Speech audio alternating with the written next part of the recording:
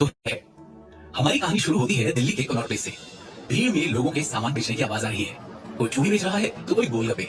अलग अलग स्टॉल्स पर लोग आने जाने वालों को बुला बुलाकर अपनी ओर खींच रहे हैं। कुछ ग्राहकों की आवाजें आ रही है जो मोल भाव कर रहे हैं। ये दिल्ली के लोगों का आम दिन है जो किसी बाहर वाले को अफरा तफरी से कम नहीं लगेगा। ऐसा ही आम दिन है 24 वर्षीय शिवम के लिए। मासूम सा दिखने वाले शिवम की आवाजें उस अफरा तफरी को चीरते हुए अलग ही सुनाई दे रही थी, जैसे एक कशिश थी उसकी आवाज में। एक फूड ट्रक जिस पर लिखा है मृणाल के छोले कुलचे, उसके सामने खड़ा शिवम आवाजें लगा रहा है और लोगों को बुला रहा है। दिल्ली के कनॉट प्लेस आए और मृणाल के छोले कुलचे रखाए तो जी क्या दिल्ली आए और क्यों ही दिल्ली आए। उसकी आवाज लोगों का ध्यान खींच तो रही है। कुछ उसके ट्रक लगाकर रेट छोड़कर लौट रहे हैं तो कुछ सिर्फ एक प्लेट लेकर उसमें से पूरे परिवार का स्वाद निपटा रहे हैं। खैर, मायूस सा शिवम आवाजें लगाते हुए तब दोपहर से शाम तक बैठा, उसे पता ही नहीं चला। एक और दिन निकल गया और आज भी गले में कुछ कम ही कमाई चमक रही है। पैसों को गिनकर अपनी जेब में डालते हुए उसने अपने साथ काम करने वाले अमन पाजी को ट्रक बनकर आगे बढ़ाने को कहा। आज घर में शादी है तो थोड़ा जल्दी जाना है। पाजी ने हाँ में सर हिलाया और जब तक वो बाकी सामान पैक करने में जुट गए, शिवम फोल्डिंग कुर्सियां उठाने लगा। अपनी धुन में मगन वो कुर्सियां बटोर ही रहा है कि उसे कुछ आवाज हुआ। थोड़ा सकपकाकर डरते हुए जैसे ही उसने नजर उठाकर सामने देखा तो दूर खड़े दो आदमी उसे दिखाई दिए जो उसे ही बुले जा रहे हैं। सूट बूट से लेस वो दोनों एक टक उसे ही देखे जा रहे हैं। शिवम ने नजर घुमाकर इधर उधर देखा और वापस उन दोनों की तरफ देखा। उसके चेहरे से साफ था कि उसे समझ आ गया है आखिर मामला है क्या। पहले तो वो थोड़ा हड़बड़ाया और फिर जल्दी जल्दी में कुर्सियां ट्रक के अंदर पटक कर चाबी पाजी की तरफ फेंक कर फुर्ती में वहां से निकल गया। पहले तो वो तेजी से चलने लगा, लेकिन फिर जैसे ही उसने नजर घुमाकर देखा तो उसके होश उड़ गए। वो दोनों उसका पीछा कर रहे हैं। उसकी सांसें बढ़ गई और अब उसकी रफ्तार में और तेजी आने लगी। चलते हुए एक गली में मुड़ा, फिर दूसरी और तीसरी। चलते हुए उसने वापस पलट कर देखा इस उम्मीद में कि शायद वो जा चुके होंगे, लेकिन एक पत्थर उसके पैर में ऐसा फंसा कि वो डगमगा गया और मुंह के बल गिर पड़ा। बेतहाशा हालत में उसने उठने के लिए अपना हाथ जमीन पर कसा और जैसे ही उठकर खड़ा हुआ कि सामने से तेज रोशनी ने उसकी आंखें चकाचौंध कर दी। रोशनी से चुंधियाई हुई आंखों को बचाते हुए हाथ को हटाकर उसने सामने नजर मारी तो एक बड़ी सी बेंटली कार को खड़ा पाया और उसके पांव मानो जम से गए। उसकी कानों के पास से बहती हुई सनसनाती हवा ने जैसे उसके रोम रोम को चौकन्ना कर दिया। जिन नतीजे के पन्नों को फाड़ कर वो कक्का जलाकर राख कर चुका था, वो आज फिर उसके सामने खुलकर उड़ रहे हैं। और फिर उस कार का दरवाजा खुला जिसमें से एक आदमी निकलकर उसकी तरफ चलकर आया। जिस किस्से को पिछले 15 साल से वो रोज थोड़ा थोड़ा करके भुला रहा था, वो आज उसके सामने उसकी आंखों में आंखें डाले खड़ा मुस्कुरा रहा है। शिवम इस आदमी को पहचानता था। शिवम के सामने खड़े 58 वर्षीय आदमी के चेहरे में और हाव भाव में ज्यादा कोई बदलाव नहीं हुआ है। शिवम उसकी तरफ देखता है और मुड़कर जाने को हुआ कि वो दो आदमी भी जो उसका पीछा कर रहे थे उसके सामने खड़े हो गए। वो उन्हें मार गिराना चाहता था, लेकिन उसने अपना गुस्सा दबाया। हालांकि शिवम टेंशन में था, लेकिन उसको वो दिखाना नहीं चाहता था। शिवम उन आदमियों को अपने सामने से हटाते हुए जाकर उस कार में बैठ गया। अंदर एक अजीब सी कशमकश का माहौल था। शिवम ने उस आदमी से पूछा, आप लोगों ने मुझे ढूंढा कैसे? एक तीखी मुस्कान के साथ उस आदमी ने जवाब दिया, आपसे बेहतर कौन जानता है कि हम जिसे ढूंढना चाह रहे उसे पाताल लोक से भी खींच निकाले। फिर आप तो यहाँ दिल्ली में ही मिल गए। क्यों? सही कहा ना मैंने मिस्टर शिवम शाह। शिवम के चेहरे पर बेचैनी का माहौल छा गया जैसे ही उसने तेजी में कह डाला, मेरा नाम शिवम शाह नहीं शिवम गांधी है। हमें फर्क नहीं पड़ता, लेकिन हमें जो चाहिए वो तो आपसे ही मिलेगा। अब चाहे आप शाह रहें या गांधी बनकर घूमे। और मैं भी आपसे कह चुका हूँ, अच्छे से समझा चुका हूँ कि जो आपको मुझसे चाहिए वो मैं आपको नहीं दे सकता। उस आदमी के चेहरे पर मायूसी साफ झलकने लगी। उसने गहरी सांस ली और शांत भाव से शिवम की तरफ देखा। तो मैं ये मान लूं कि आप सच में सर यानी अपने दादाजी का इनविटेशन ठुकरा रहे हैं। भाड़ में गया आपके सर। शिवम से अब और सहन नहीं होता और वो सच का सामना करता है। जिस पल उन्होंने चुपचाप खड़े होकर मुझे और मेरी माँ को उस घर और उस परिवार से अपने बेटे के हाथों बेइज्जत होते देखा, उसी वक्त से उनके साथ मेरे सारे रिश्ते नाते खत्म हो गए थे। और ये कहते ही शिवम के सामने 15 साल पुराना अतीत चमकने लगा। उसकी माँ जमीन पर गिरी पड़ी है, उसके माथे से खून निकल रहा है और कोई उसे मार रहा है। 8 साल का शिवम इस दर्दनाक दृश्य को देख रहा है। पास में खड़े दादाजी कुछ नहीं बोल रहे थे। अतीत के इस मंजर से शिवम को उस काले सूट वाले आदमी ने बाहर निकाला। आप भी जानते हैं कि वो ऐसा नहीं करना चाहते थे। 2 साल से दादाजी की तबीयत खराब है।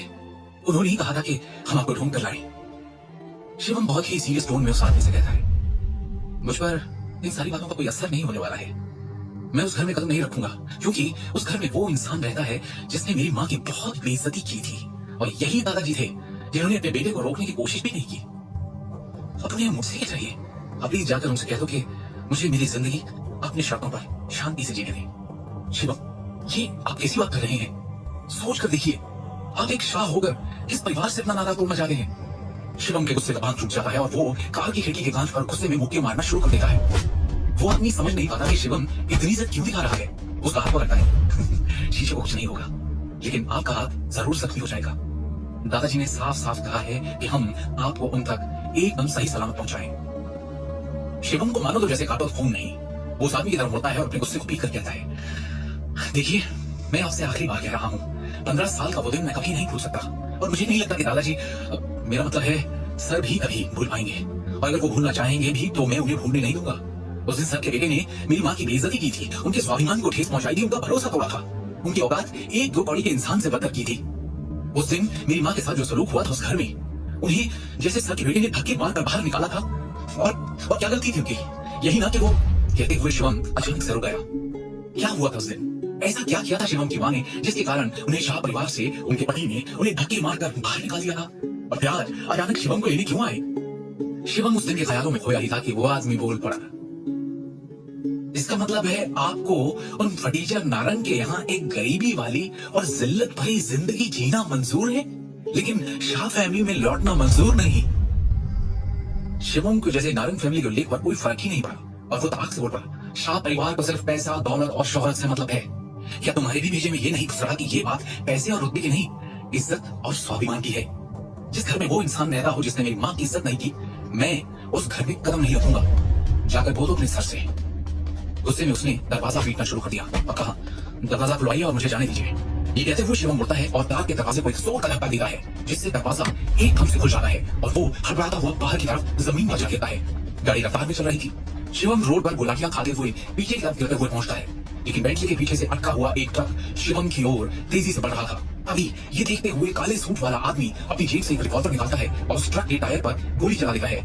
गोली लगने के इम्पैक्ट से ट्रक अपना बैलेंस लूज कर सड़क के साइड पेमेंट पर चढ़ जाता है। शिवम की जान बच जाती है, लेकिन इससे पहले कि वो आदमी शिवम को वापस जबरदस्ती अंदर बैठाए, वो जैसे तैसे उठता है और बेतहाशा भागना शुरू कर देता है। शिवम के चेहरे पर सालों का दबा हुआ गुस्सा साफ झलक रहा था।